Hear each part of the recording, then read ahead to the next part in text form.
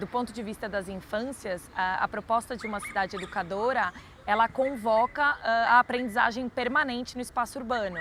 Acho que o território assume aí uma centralidade no processo de formação das crianças e passa a fazer parte da vida delas, né? Ele não é só o lugar de exercício da cidadania, mas ele é também um espaço de brincar, de existir, de viver e de poder, inclusive, conviver com as diferenças que o espaço urbano oferta. Quando esses lugares não falam nada sobre a minha história de vida, né, não permeia nada do que é a minha cultura, eles se tornam muito distantes e estranhos, né? E aí sim, eu não consigo acessá-los porque eles não me atingem. Eles precisam me atingir, e atingir no meu corpo, porque a memória a gente traz no corpo, né? Está na nossa história. E quando a gente enxerga essa criança como um sujeito integral e não mais em pedaços ou em aspectos, né, na cultura, na educação, na saúde, a gente garante que essa criança também se desenvolva de maneira integral.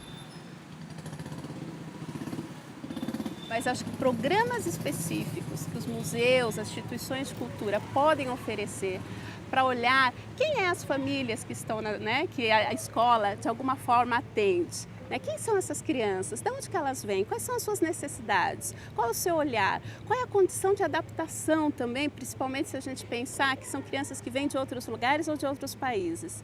O que os museus podem oferecer para pensar junto com a escola, né, uma atividade, um programa que venha favorecer essa adaptação a um novo lugar, a uma cidade metropolitana que é São Paulo, né, que tem essa diversidade riquíssima, para a gente olhar para essa diversidade como uma aprendizagem. Como a gente pode aprender com a diversidade? Que todo artista tem de ir aonde o povo está. Eu acredito que isso é muito importante, ou seja, não adianta a gente ficar nos quatro cantos da escola pensando nas nossas quatro paredes, o que pode vir de novo. O currículo está na rua, está nas ruas, está nos espaços formais e não formais. Então a gente está aprendendo o tempo todo. Quanto mais a gente percebe, né, que o ensino extramuros da escola, e às vezes ele é muito mais rico do que é possível dentro do ensino formal, não desvalorizando a importância da escola, mas é unir, perceber essa parceria que deve ser feita. Que cada um pode aprender um com o outro, que os imigrantes podem ensinar muito os brasileiros, né? Que as crianças que falam espanhol podem ensinar as crianças que não falam espanhol, dessa valorização dessas diferentes línguas que aqui circulam, dessas diferentes histórias.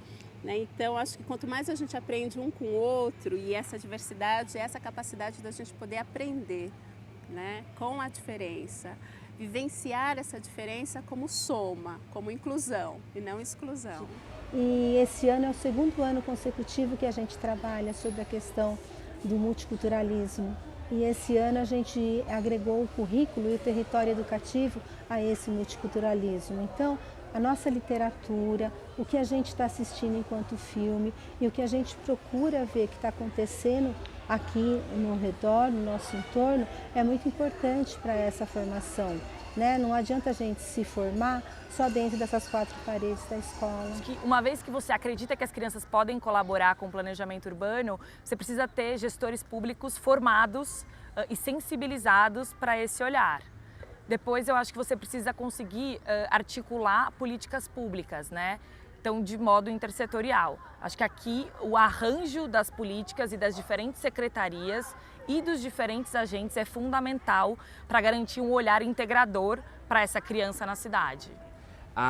Em geral, a política pública de direitos humanos e em especial a nossa também de coordenação de política para migrantes tem como uma perspectiva a intersetorialidade, ou seja, trabalhar em conjunto com outras secretarias, porque senão não é possível implementar política pública de direitos humanos para a população que precisa ser atendida. E articular todos esses atores é um processo muito importante, inclusive, para que as ações elas sejam potencializadas. Então, quando eu penso em alguma política pública ou alguma questão que envolva um território, quanto mais pessoas estão envolvidas naquele ponto, mais chances nós temos de alcançar os nossos objetivos. Diz que se a gente planejar uma cidade boa para a criança, a gente está planejando uma cidade boa para todo mundo.